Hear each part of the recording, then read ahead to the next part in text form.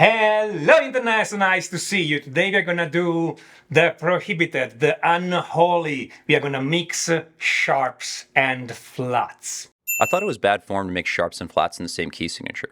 Since your example is in the key of D, which contains two sharps, F sharp and C sharp, then shouldn't all the chords/notes be notated using sharps instead of flats? In other words, shouldn't the B flat 7 chord really be named A sharp 7, in which case the flat 7 note would be called G sharp instead of A flat? It is perfectly 100% correct to say that you should never mix sharps and flat in the key signature. And let me stress in the key signature, because you can totally mix sharp and flats in the rest of the piece. So what is that? What is this difference? And why I notated a B flat 7 with a B flat in the key of D that contains sharps?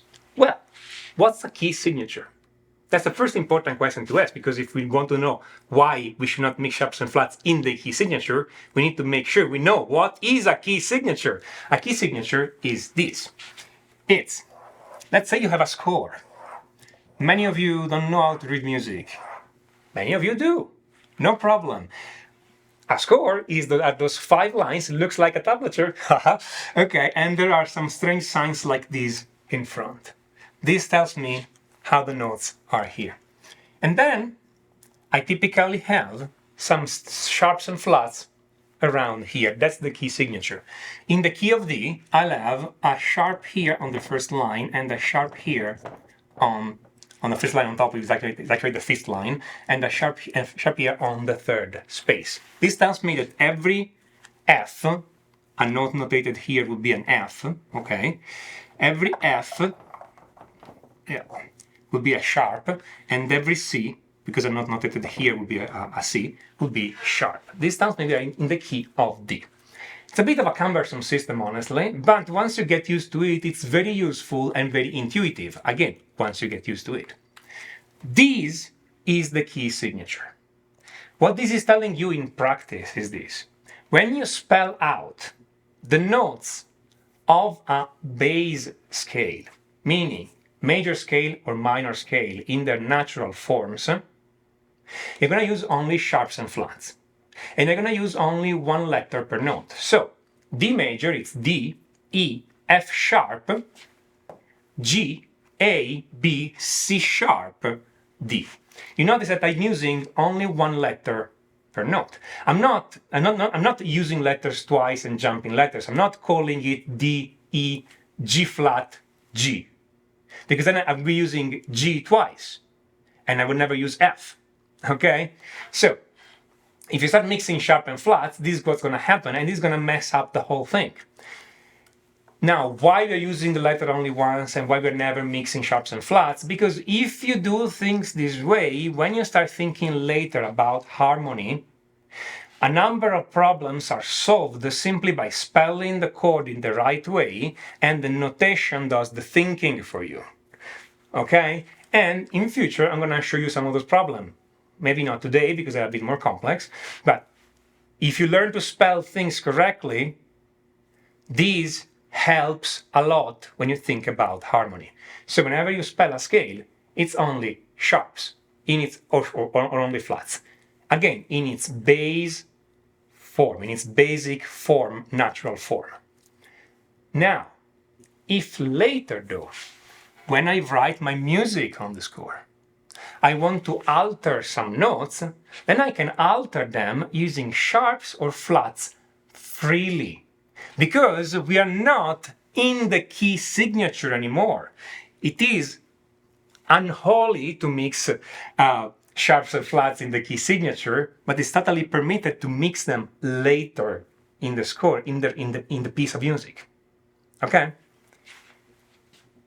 Now, in that specific video, I borrowed a chord from another key. So I was playing in D major, and in D major you have chords like D major, G major, A major, all this kind of thing, D major, E minor, G major, A major, D, all those kind of chords.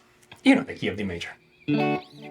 One thing you can do in music is to borrow chord from the minor key, from the parallel minor key. So essentially, I'm thinking D minor, And here's the thing, now I want to write it down so you see exactly what I'm doing, okay?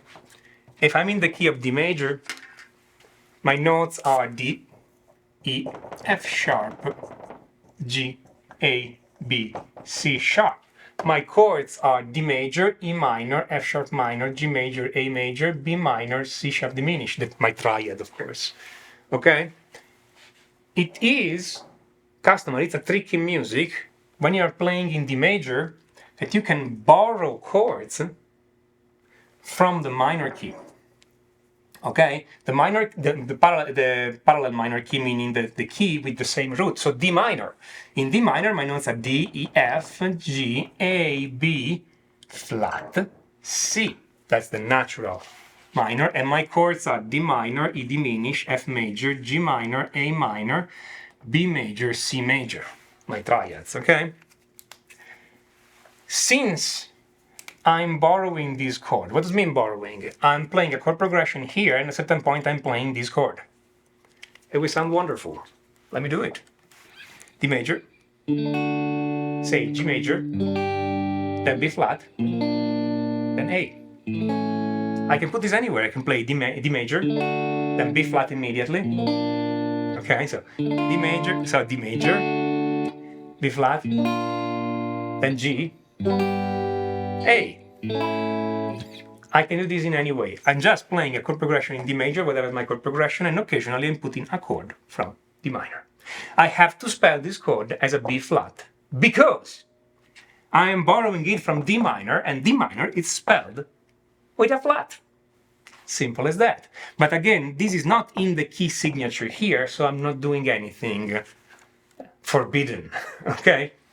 So that's one thing. You guys have noticed before I've said in its natural form, in its basic form. Why? Because other problem happens when you have, say, harmonic minor scale. And that's very important to know. So let me show you that. Let's say I have, again, the D minor scale. And I'm just writing down the notes right now. D, E, F, G, A, B flat, C. That's the D natural minor scale. In some situation, we want to modify the scale and create what we call the harmonic minor scale. In the harmonic minor, we take the 7th note of the scale and we sharp it. If I do that, D, E, F, G, A, B flat, C sharp. Now I have a scale spelled with both a flat and a sharp, but that's not the natural form. So it is permitted because it's not a natural form.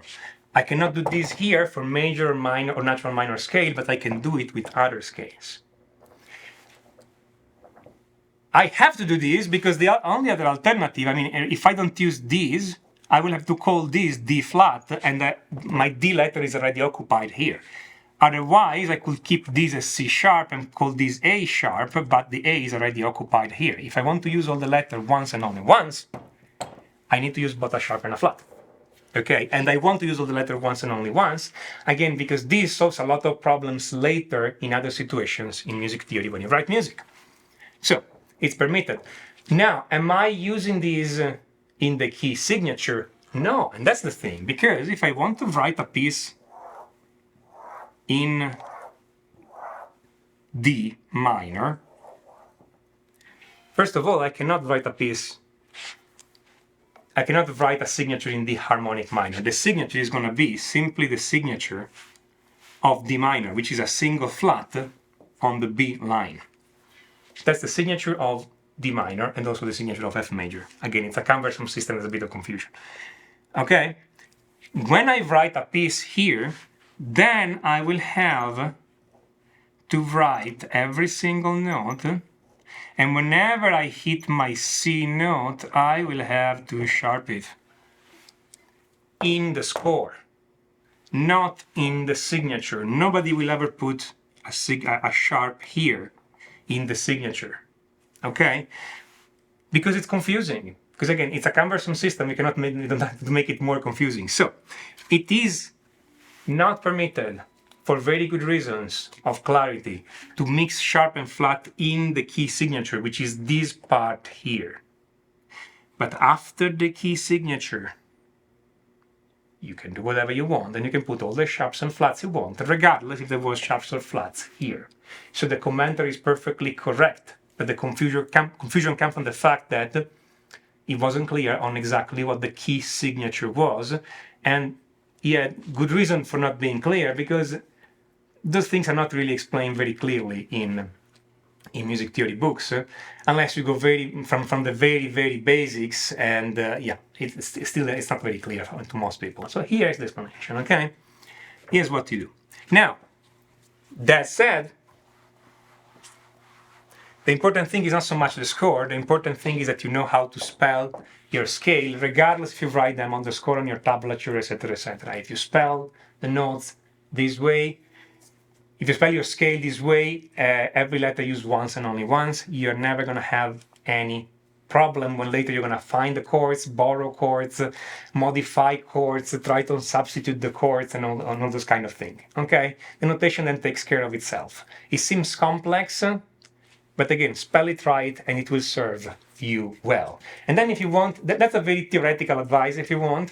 If you want more practical advice, I do recommend my course on chord and harmony on guitar. It's called Complete Chord Mastery. Complete Chord Mastery, it's not a book. It's a complete video course that takes you from the basics up. We do everything you need to know about harmony and chords on your guitar. All the theory is done straight on the fretboard. There is no theory for the sake of theory here. Everything is immediately practical, and everything is developed through exercises, so you know how to apply these immediately on your guitar. If you have just a minute, click on the link on the top right to check out Complete Chord Mastery. If you like this video, smash on that like button and don't forget to subscribe and click on notification, otherwise YouTube will not let you know when I put up a new video. And if you have any comment, feedback, suggestions, write them down in the comment. I enjoy reading from you, and I make videos on your suggestions. This is Tommaso Zillia of musictheoryforguitar.com, and until next time, enjoy!